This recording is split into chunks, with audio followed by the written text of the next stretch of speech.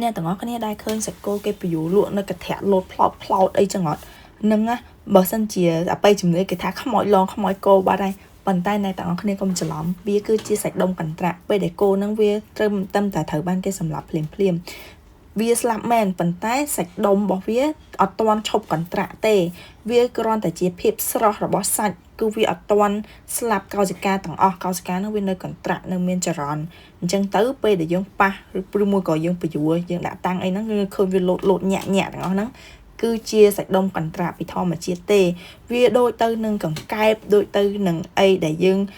វះវាផ្លះវាហើយកាត់ក្បាលវាហើយប៉ុន្តែវានៅអាចលោតបានប៉ះទៅវានៅតែសៃទាញអីចឹងណាយើងមិនធ្លាប់ឃើញកែបដែរកាត់ក្បាលហើយនៅចេះលោតតែសៃនៅទាញនៅអី